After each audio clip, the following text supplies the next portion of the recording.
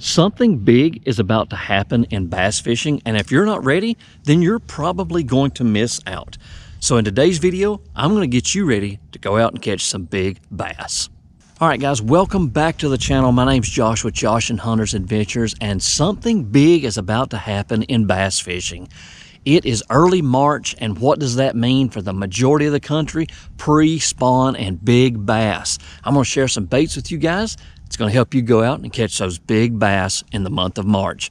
If you're not subscribed to this channel, make sure you go down, hit that subscribe button, and turn on that notification bell. All right, guys, let's sit down, let's talk about these baits, and let's go out and catch some big bass. Okay, guys, so let's go over our top baits for this time of year.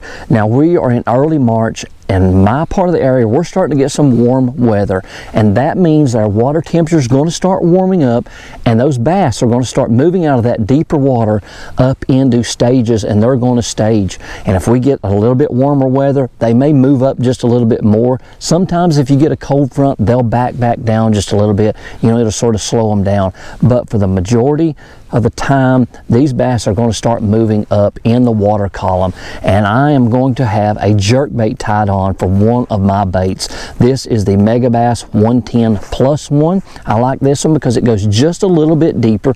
As the month goes on, you can go to a 110, just a regular 110 size. Works really good, but a jerkbait catches some giant bass in the pre-spawn.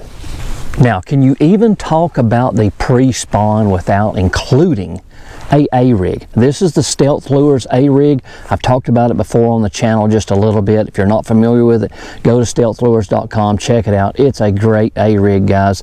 Now, in my state, I can only run 3 hooks, so I've got 2 dummies up here if you guys are seeing that and asking. So, now this bait, I cover a lot of water with this. I can fish this bait anywhere, deep, shallow, wherever it might be, bluffs, chunk rock, just different places, guys. This is a great bait for the pre-spawn. I love throwing an A-rig around. I know some people don't really like it, but they catch big bass, guys, and it's just fun to throw, and they're fun to catch on. So make sure you've got a A-rig of some sort tied on during the pre-spawn. Now, the next bait that we're going to be talking about, I don't know how many big bass during the pre-spawn have been caught on chatterbaits. Guys, this is just a great bait for big bass. These are the Z-Man. This is the jackhammer. I love throwing the jackhammer, putting a razor shad on the back of it. Works really good. I know they're expensive, but I love to throw the jackhammers just because they catch big bass and they got just that very different sound. I'm also going to throw it in the fire crawl color. I love the fire crawl color, especially when that water temperature gets up into that 50-degree mark. I love throwing red colors, and you can't go wrong with a chatterbait during this time of year. Okay, so for our next bait that we're going to be talking about for this big move in bass fishing is got to be a glide bait, guys. This is just a unreal bait that catches big bass all year long, really. But this time of year especially, I love going down these bluff walls, on these chunk rock banks, around these laydowns, even around these docks where these bass have started to stage up and get ready for that spawn. They're going to start moving up out of that deeper water, and they're going to start eating, guys. And if you swim a big glide bait by them, they can't resist it. This is a fun bait to throw.